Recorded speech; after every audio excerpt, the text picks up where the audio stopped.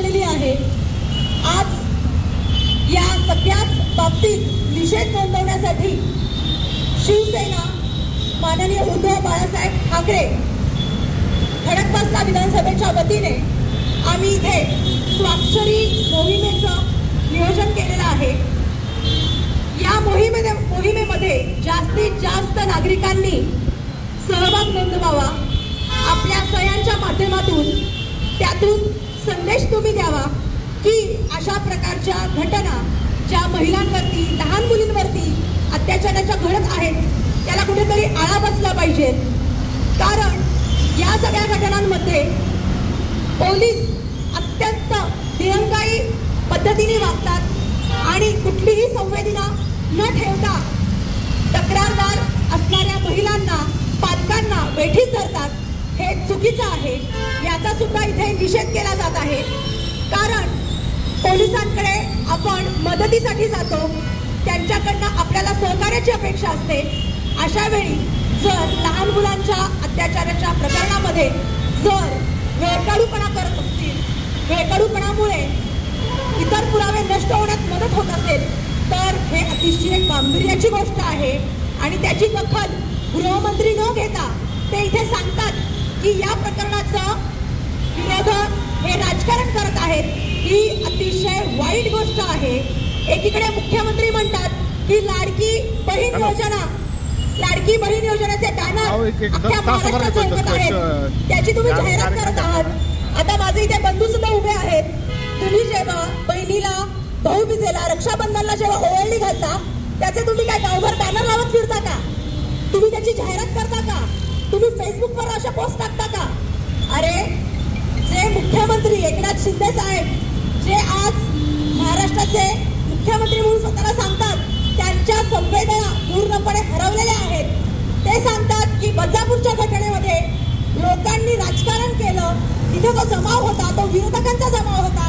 त्यांना लाज वाटली पाहिजे की हा सगळा जमाव उत्स्फूर्तपणे तिथे आलेला होता, कारण त्या घटनेला बराच काळ लोटलेला होता आणि त्यानंतर जेव्हा लोकांच्या सहनशीलतेचा अंत झाला तेव्हा लोक बदलापूरमधली रस्त्यावर आली, ट्रॅकवर आली आणि त्यांनी तो ट्रॅक बंद पाडला, जेणेकरून शासनाला जाग येईल, जेणेकरून मुख्यमंत्र्यांना जाग येईल, जेणेकरून गृहमंत्र्यांना जाग येईल। तरी सुद्धा गेंड्याची कातडी असलेल्या सरकारला बिलकुल लाज नाहीये।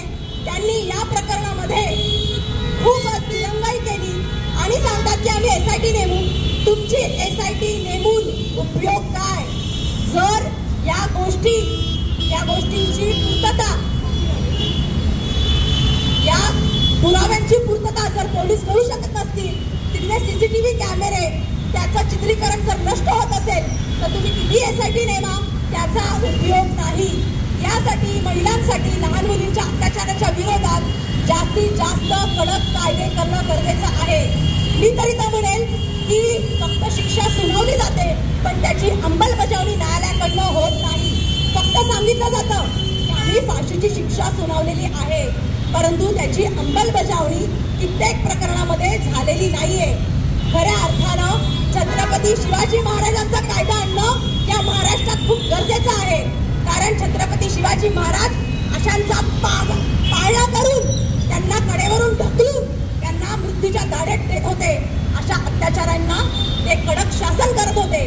अशाच कडक शासन करण्याची आज महाराष्ट्राला गरज आहे, देशाला गरज आहे आणि कायद्यामध्ये बदल करणं ही खूप गरजेचं आहे।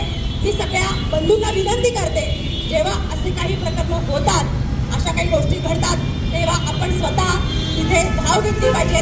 कारण शिवसैनिक हा प्रत्येक वेळी रस्त्यावर उतरून न्यायासाठी धडपडत असतो, मदत करण्यासाठी पुढे असतो।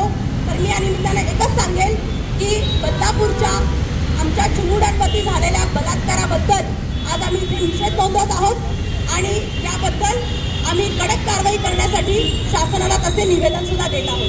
जय हिंद, जय महाराष्ट्र।